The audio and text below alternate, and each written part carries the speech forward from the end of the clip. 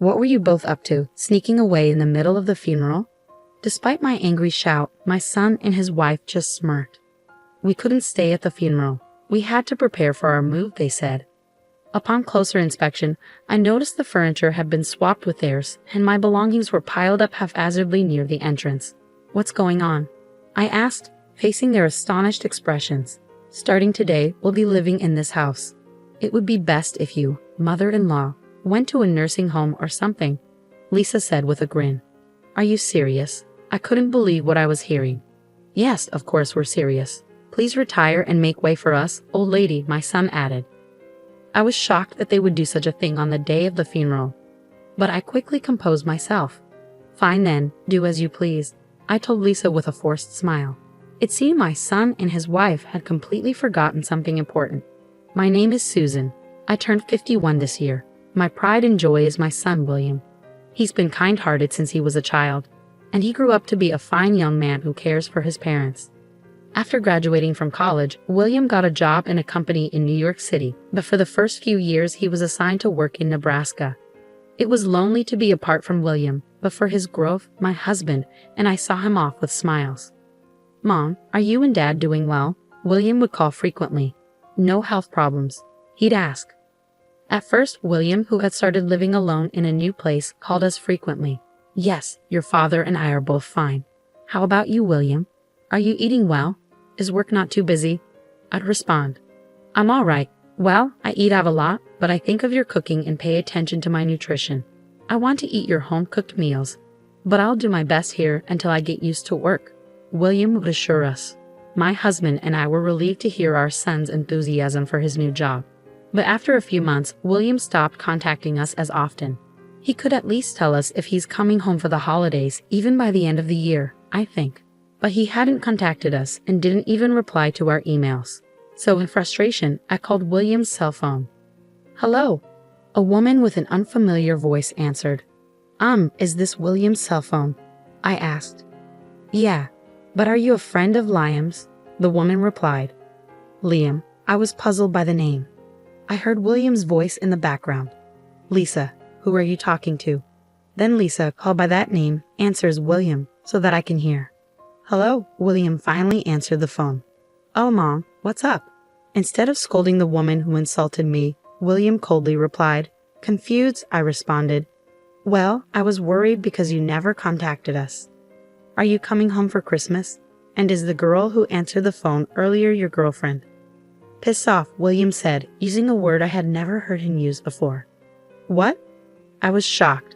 I said you're pissing me off. Stop interfering in my life. It's so irritating, William yelled before hanging up. There was a time during his teenage years when he became cold, but I never imagined he would suddenly become so rude after becoming an adult. I stood there dumbfounded with the phone in my hand.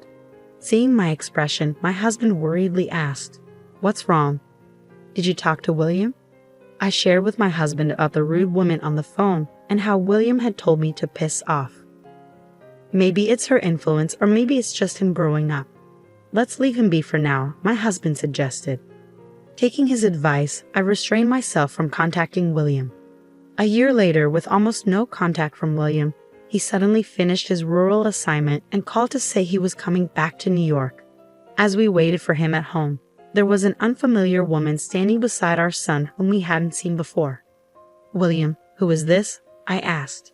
It's Lisa. I'm marrying her, William replied casually. My husband and I were surprised by William's words and looked at the woman, but Lisa didn't greet us and just talked to William. Is this your parents' house? It looks so old-fashioned and uncool, she remarked. Upon hearing her voice, I suddenly realized that she was the woman who had answered my phone call a year ago. When I gave my husband a pleading look, he immediately understood and asked Lisa, Seriously, Lisa, how long have you been dating our son? Huh, I don't remember. Are you the type who cares about how many years you've been dating, mister? Hilarious for an old man, she retorted. My husband, who had been polite to Lisa, was left with his mouth hanging open at her response. Instead of scolding her for her words, William just laughed along with her. This isn't going to work out, my husband muttered, just loud enough for me to hear. I couldn't agree more. We were against our son's marriage, but he and Lisa had already registered their marriage without listening to our opinions. They rented an apartment nearby and started their new life together. You're already married. What about the wedding ceremony? I couldn't help but wonder. Shocked by the news, I asked William. We don't really need a ceremony. Lisa thinks it's a waste of money, he replied. Despite living in a pricey rental apartment, William and Lisa often came to our house for dinner, claiming they didn't have enough money. Although we were happy to see William, Lisa constantly criticized my cooking. Mother-in-law, can't you make more fashionable dishes? This doesn't look good in photos at all, she'd say. I'm not making it for photos. If you have a problem, you don't have to eat it, I'd respond. But Lisa didn't seem bothered. After a year, William started to become more like Lisa, and he would insult us every time he visited. One day, after William and Lisa arrived, I was about to go shopping. William looked down on me and said, Mom, what do you think I called you for yesterday? You should have bought the ingredients beforehand. You're so inefficient. Both my husband and I began to dread William and Lisa's visits. Amidst this, I received even worse news. My husband was diagnosed with cancer. The doctor told us he had only 6 months left to live. Surprisingly, William and Lisa visited my husband in the hospital, perhaps concerned about his condition. After some conversation, they quickly left the room. I hurried to catch up with them to express my gratitude, but I overheard their conversation in the hallway. Your father is in a private room, huh? Isn't that expensive? What a waste of money. Yeah, I thought the same thing. It's not like he's going to survive anyway, so the treatment costs are pointless. It's stupid to spend money on someone who's going to die anyway. True. Hey, Liam, let's get your parents' house once your dad dies. But my mom will still be there. I wish your mother would just follow him quickly. Yeah, it's just a matter of time with her. William and Lisa were making fun of my husband's struggle with his illness and my care for him behind our backs. I noticed my emotions were getting out of control, and I felt like I would lose my composure if I met them in this state. So I returned to the hospital room where my husband was waiting to settle my feelings for a moment. What's wrong? Were you able to express your gratitude to the two of them? My husband asked when he saw me. I relayed the conversation I had overheard in the hallway to my husband, who had been listening quietly, but I could tell he was trembling with anger. I can't believe they would say such things, he muttered, seemingly making a decision. I have an idea. The next day, my husband called William and Lisa into the hospital room. What do you want? We already visited you yesterday. William and Lisa appeared displeased to have their weekend interrupted. I want to talk about the inheritance after my death, my husband said calmly. At the mention of inheritance, Lisa's eyes lit up. Liam is the only son, so the inheritance should be his right. How much is it? As Lisa eagerly leaned in to discuss the money, my husband calmly told her, there are about $70,000 in assets in the bank. The life insurance beneficiary is Susan, so that will go to her. But I plan to leave all the bank assets to William. Lisa thought for a moment. Well, I guess it can't be helped that the life insurance goes to Mom. $70,000, huh? I thought there would be more. But then Lisa suddenly raised her voice. What about the family home? It's in a great location and the land is spacious, so it must be worth more than $100,000, she exclaimed. At Lisa's words, William also excitedly asked my husband, That's right, Dad. What about the inheritance of the family home? My husband spoke quietly, I'm going to put the house in Susan's name. After all, she's the one living there. Upon hearing this, William and Lisa strongly protested. What? That's not fair. Mom's getting the life insurance too, isn't she? The life insurance will mostly be used for funeral expenses and other costs, William argued. Even so, I'm getting the short end of the stick if I only get $70,000 and Mom gets a house worth more than $100,000. That's why I'm saying I'll give all the money in the bank to you, Lisa added. We don't need that petty cash. Forget about the bank money, just leave the house to Liam, they continued. My husband and I exchanged glances and nodded in agreement. Then my husband reluctantly told them, Fine, I'll leave the house to William and all the bank money will go to Susan. Is that okay? All right, William and Lisa celebrated with a triumphant pose. However, my husband continued, as I mentioned earlier, your mother is currently living in that house. Even if the ownership is transferred to William after my death, I want Susan to be allowed to continue living there. William and Lisa brushed off my husband's words in their excitement about obtaining the house.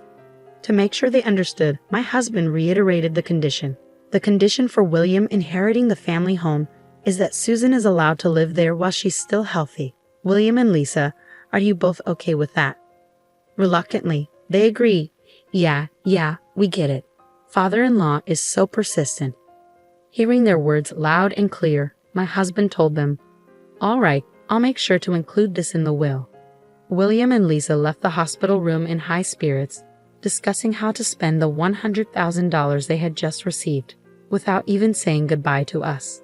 A month later, my husband's condition took a sudden turn for the worse. The hospital did everything they could, but they couldn't stop the progression of the cancer, and my husband passed away. While I was busy organizing the funeral as the chief mourner, William and Lisa were visibly restless. Even during my eulogy, they whispered to each other and quietly left the funeral home. They never returned after the funeral. When I got home, I noticed the lights were on. Feeling suspicious, I opened the door to find William and Lisa waiting inside. "What were you two doing, leaving in the middle of the funeral?" I exclaimed, but they just smirked. "We couldn't be at the funeral. We had to prepare for our move," they replied nonchalantly.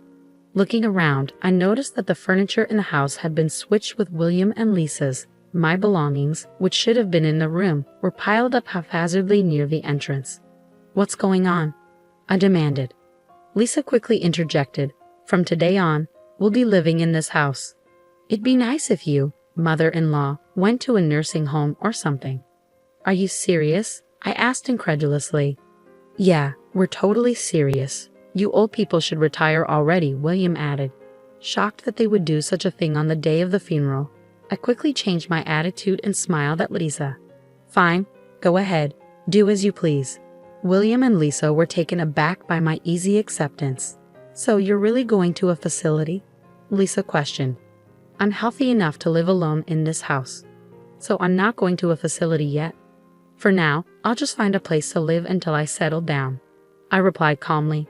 Satisfied with my response, the couple sent me on my way. 1 month later, I received a call from Lisa. "Mother-in-law," she said urgently, "a lawyer just called and said that the house isn't under Liam's name but yours. What's going on?" "Well, about that," I began, explaining to Lisa about the conditional will my husband had discussed with both of them. "He told you both that the house would be under William's name as long as I was able to continue living there. Now that you mention it, he did say something like that to make sure there was no confusion later on. My husband made sure to include that in his will. He should have told you in the hospital room. But that doesn't mean we have to give it back. Under a conditional will, if the conditions aren't met, you lose the right to inherit," Lisa retorted. "The moment you kicked me out of the house, you lost the right to inherit it," I replied firmly, recalling the conversation I had with my husband in the hospital room. I was furious that they had called my husband as good as dead. My husband was also quite angry at the two of them, making comments that seemed to wish for my early death. However, I had a faint hope that if I died and left William alone, he might revert back to his kind self. If I could continue to live peacefully in our home, even after my husband's death, I was willing to let the ownership of the house go to our son. So I held on to that glimmer of hope. I had also hoped that your hearts would change with my husband's death, which is why I agreed to his proposal. The conditional will was your last chance. I mean, you anticipated this might happen," Lisa conceded. "I didn't want to, but you two kicked me out on the very day of the funeral," I reminded her. "I never thought you'd treat your parents so carelessly, but thanks to that, I've made up my mind," I declared firmly. "Made up your mind to do what?" Lisa retorted angrily. "To kick you two out of that house and cut ties with you," I responded, my tone unwavering. "Well, we won't accept that. This house is ours. We're not going anywhere," Lisa continued defiantly. "Liam knows a lawyer, you know. We'll have him do something about it." I knew it was too late for Lisa's struggles to change anything. I simply told her, "Do as you please," and hung up the phone.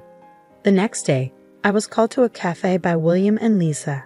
As soon as I arrived at the designated cafe, the two of them bowed their heads. "Mom, I'm sorry," William began, and Lisa echoed his sentiment. "Mother-in-law, I apologize." William, who had heard everything from Lisa, consulted with a lawyer he knew and was told that the will was legally binding. He was also explained that since he had broken the conditions, he no longer had any ownership of the family home. Our lawyer friend told us that if we don't leave immediately, we could be sued for trespassing, and we wouldn't have a leg to stand on, William explained, his expression solemn. Mom, please give up the inheritance, he continued. What? We want you to give us the house, Lisa added. I was utterly disgusted with William and Lisa, who still only thought of their own interests even after hearing everything. There's no way I'm agreeing to such a selfish request, I replied firmly. But we'll be in trouble without the house, William protested. What's the problem? Just move out, I suggested. In a barely audible voice, William began to explain their debts and why the family home was absolutely necessary. After I left, Lisa immediately looked up the market value of the house. She discovered that the land was worth much more than they had thought. Lisa suggested to William that they should sell the house quickly while the price was high and get their hands on the cash. William agreed, and the two of them seemed to have been indulging in extravagance for the past month in celebration. Living it up like that, where did you get the money? I questioned, my disappointment palpable. I went into debt. I thought I could pay it back right away if I sold the house. At least a half, Lisa cried, pleading with me. Mother-in-law, please, we can't pay back the debt unless we sell this house. Don't let our family suffer. Don't let your family suffer. How can you say that? I answered indignantly. You two are calling my husband, who was fighting his illness, a failed death, and wishing that I'd die soon, weren't you? Yeah, you heard that. Why should I help people like you? This house holds memories with my husband. You two kick me out of it. I will not allow you to sell my memories with my husband as long as I live. William desperately clung to me with a pitiful voice. Then give me the money from the bank. I'll use it to pay off the debt. Huh? Weren't you the ones who said you didn't want that dirty money? I retorted. Don't you get that you don't have the right to take that cash anymore? Damn it, if Lisa hadn't said anything unnecessary, we'd have the cash by now. Lisa lashed out at Liam, who regretted his actions. Excuse me, Liam, you were happy when you heard you'd get the house too. He's your father, so do something about it. It's your fault, so you do something about it, I calmly told the two who started fighting. If you're going to have a marital fight, do it later. Just as Liam's lawyer friend said, I'll sue you for trespassing if you don't leave right away. They stopped arguing and hurried back to their house. They then packed their belongings and left in a rush. Afterward, the two searched for a new home, but with their debt, the only place they could rent was a rundown apartment that looked like it was about to collapse. Because they borrowed as much money as they could without worrying about the interest, planning to pay it back quickly, their debt just grew larger. Even though they were working, it seemed like it would be a long time before they could fully pay it off. I returned to my own home after a month with everything going as planned with my late husband. It was unexpected that my son and his wife tried to sell our home and ended up squandering money and going into debt. But everything else went according to plan. It might have been an expensive lesson for William and Lisa, but it was a good opportunity for them to reflect on their actions. Finally, living a peaceful life in this house filled with memories of my husband was the happiest thing for me. I'm sure my husband is watching over me from heaven.